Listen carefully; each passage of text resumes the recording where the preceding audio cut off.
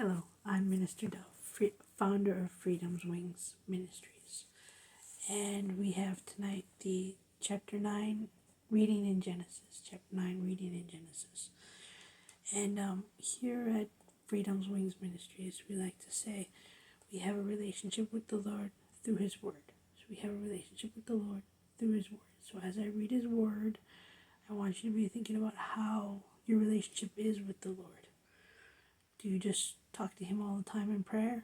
Do you just do the best thing you can do for your community as far as acting as a good role model and stable citizen?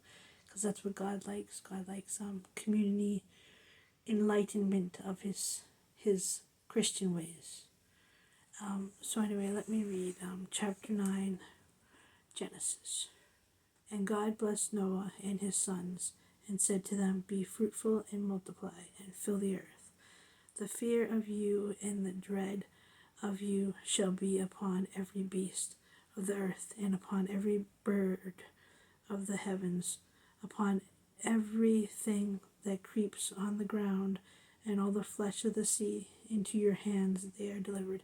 Into your hands they are delivered. So God is saying that we're the top of the food chain, pretty much is what this says. That God has given us the reins. He's given Noah and his descendants the reins to take care of the earth and eat of the fleshly things within the earth. And eat of the fleshly things within the earth. However, they are not allowed to eat bloody things, as I recall. We're going to read that a little bit later on. But anyway, so number 3. Every moving thing that lives shall be food for you. Every moving thing that lives shall be food for you. And as I gave you the green plants, I give you everything, but you shall not eat flesh with life that is its blood. Flesh with life that is its blood.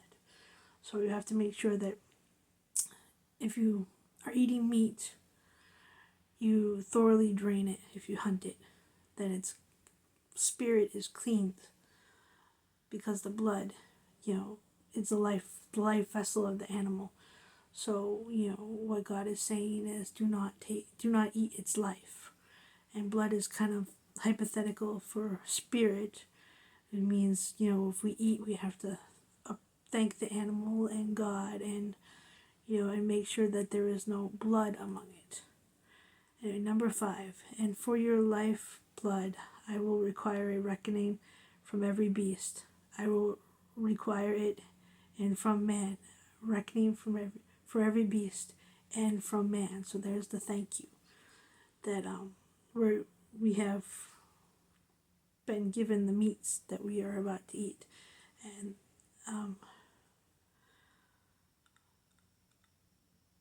number 6, whoever sheds the blood of man, by man shall his blood be shed. For God made man in his own image. Whoever sheds the blood of man, by man shall his blood be shed. For God made man in his own image. For God made man in his own image.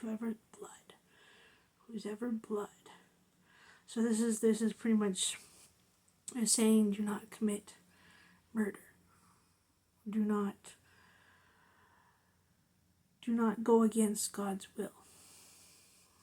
Do not go against God's will is what I think that is saying. Let me read it again. Number 6. Whoever sheds the blood of man, by man shall his blood be shed. For God made man in his own image. So if you commit murder, or you shed blood of another fellow man, you are committing a sin against. You're committing a sin against the fact that God made us in his own image. You're committing a sin against God have made us in his own image. So if you bring blood among another human, you are indeed defiling God. If you bring blood among another human, you are indeed defiling God. And what I mean by that is, if you murder someone, you're going against God's commandments. And if you cut someone up, You're committing the blood. You're causing them to bleed. And as you cause someone to bleed, you are in fact, because we are created in God's image, you are in fact causing God to bleed. You are in fact causing God to bleed. Number 7. And you be fruitful and multiply, increase greatly on the earth, and multiply in it. Then God said to Noah and his sons with him, Behold, I establish my covenant with you and your offering after you, and with every living creature that is with you, the birds, the livestock, and every beast of the birds. I looked up at the camera, I'll be very honest, so I skipped a little bit. So let's see. Number 10. And with every living creature that is with you, the birds, the livestock, and every beast of the earth with you, as many as came out of the ark, is for every beast of the earth. I establish my covenant with you, that never again shall all flesh be cut off by the waters of the flood, and never again shall there be a flood to destroy the earth. Never again shall there be a flood to destroy. Now we have floods, but it doesn't destroy the whole earth. God is saying, I'm not going to wipe out the whole population again. I've seen what I have done, and it is not wise to destroy my children's, because the earth and us as humans on it, we are God's children, and our job is to take care of the earth and everything too. But the earthly creatures took care of their inhabitants by their own natural instincts. They took care of their inhabitants by their own natural instincts, and the instincts are produced by God. They're God's creatures. So but anyway, where did I leave? And God said, This is a sign of the covenant that I make between me and you and every living creature that is with you. For all future generations I have set my bow in the cloud, and it shall be a sign of the covenant between me and the earth. I have set, it's actually bow, not bow, but my little accent here.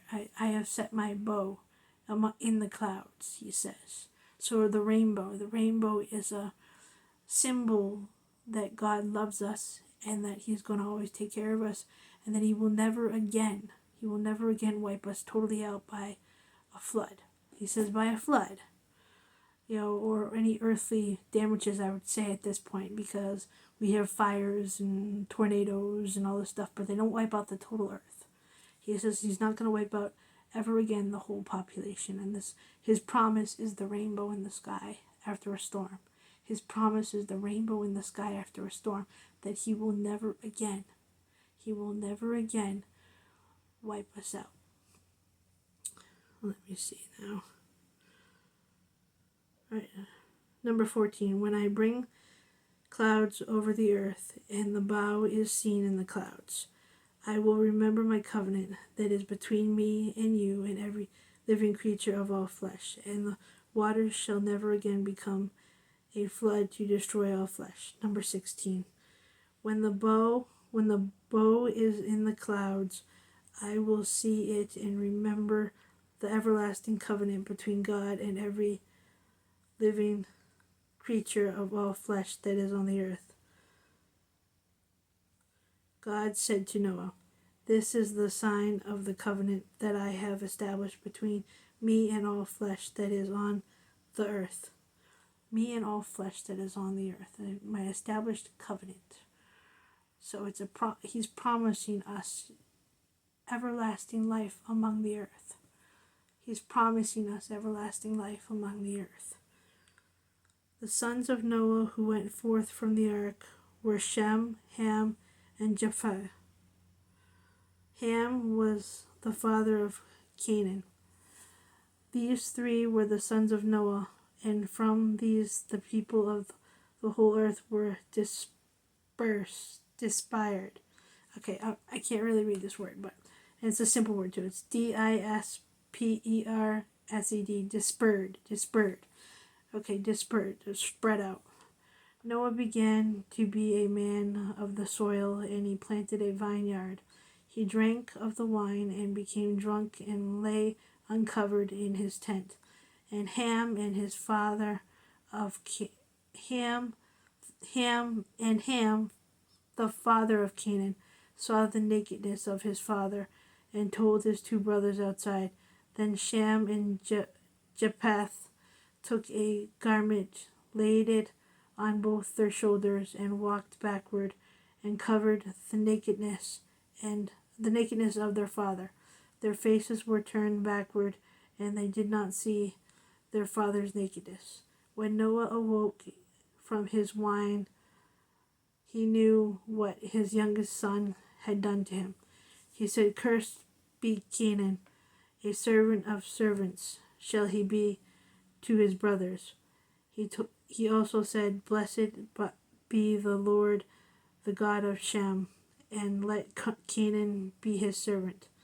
May God enlarge Japheth, and let him dwell in the tents of Shem, and let Canaan be his servant." After the flood, Noah lived 350 years. All the days of Noah were 950 years, and he died. 950 years Noah lived.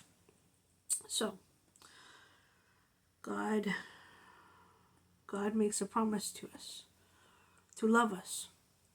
That's what it boils down to. God makes a promise to us to love us, and that he will listen and take care of us and never again wipe us out. And then we see Noah and his sleep and his sons covering him up without looking. They see Canaan sees him. I think it's just, yeah, Canaan. Let me just check that. Let me see. Backward. And Ham, the father of Canaan, saw the nakedness of his father. Oh, Ham, the father of Canaan, saw that Noah was naked, and he covered him up. He didn't cover him up. What he did was he went and he got relatives. He got his two sons. That's two. All right, I'm confused. I'm mixing everything up here. He saw his father and told his two brothers outside. Told his two brothers. So he saw his father, and he told his two other brothers, and what they did was they covered him up without looking. So only Ham saw his father naked. And what is nakedness? Nakedness is being open to the elements. So Noah was open to the elements. And also we got to understand we are not a people made to see our relatives naked. But we were all naked in the beginning. So there's nothing really wrong with seeing our parents naked, but as long as we don't commit sexual acts within our parents being naked. Now Noah was indeed on the ground, and Ham got his two brothers and they covered him up without looking. So they took enough initiative and incentive to say, whoa, what are you doing? What you are doing is wrong, being totally drunk. I think Ham and the two brothers, they realized Noah being totally drunk was a bad thing. And out of the dignity of them being relatives, they covered him up and let him sleep it off. But should they have woken him? Maybe. They could have, but I think that's where he curses Canaan later on, because they could have woke him up. But they covered him up and just left him laying there. But anyway, we don't know why they didn't wake him up. They just said, we're going to cover him up. And we don't know why Noah was naked either. We know he got drunk. And this is our first partying, so to speak, in the Old Testament. That Noah could be a party. No, Noah. He gets drunk, and he's naked. When you get drunk, you sometimes take your clothes off. But anyway, they found him like that. And so, what would you do if you found your parents naked? Just think about that. Would you wake them, or would you just leave them there and cover them? Because it depends where they are, doesn't it? And would you take kindly to them partying too? Hey, come on, let's all get drunk and pass out and lay down and um, by being drunk, Noah is disgracing the Lord. And by being covered by his sons are taking enough initiative to at least be dignified to him. But maybe they should have woke him, Anyway, stories of the Bible. But just think about that. Think about, how do you party? How do your parents party? How do your friends and relatives, how do you party? Would you be passed out drunk somewhere? As a Christian, that's not acceptable. See, later on in the Bible states, do not engage in the nightly sins. Do not engage in the nightly sins of the world. And it does not say we cannot drink. It says do not become a drunkard. A drunkard like Noah, where you don't know what's going on and you're passed out. We can drink. Even they had their wine back then. Jesus had wine, but what you need to realize is, do not engage in sinful acts of the night. And that's what Noah did. He engaged in the sinful acts of the night. And his sons, out of kindness, covered him up. They should have woke him, but anyway, out of kindness, they covered him up. And so, ask yourself one thing. Who am I within my community of my relatives? Who am I within the community of my relatives and the people that I live with in my everyday life? We'll say that. Who am I within the community of my everyday life? Do I party? Do I smoke? Do I engage in the sinful acts of the night? Do I engage in the sinful acts of the night? And if you do, say, Dear Lord, please forgive me. Be with me and help me to become a better Christian. If you feel you engage in the sinful acts of the night, say, Dear Lord, I'm sorry. I have engaged in the sinful acts of the night. Please forgive me and make me a better Christian. Please forgive me and make me. We all slip up. So just remember, there's an example here of the first type of party. Noah becomes drunk. Do you become a drunkard that is unable to maintain their activities? Do you become a drunkard that is not able to maintain control of your activities? That's what I'm trying to say. Do you become a drunkard that is unable to maintain control of your activities? Do you black out like Noah did? Do you black out? If so, take a step back. I ask you, take a step back, look at your life, and pray. Say, Dear Lord, help me to be a better Christian and not to engage in the sinful acts of the night. Many blessings, my friends. Many blessings. Sorry about that. My phone. All right. Here.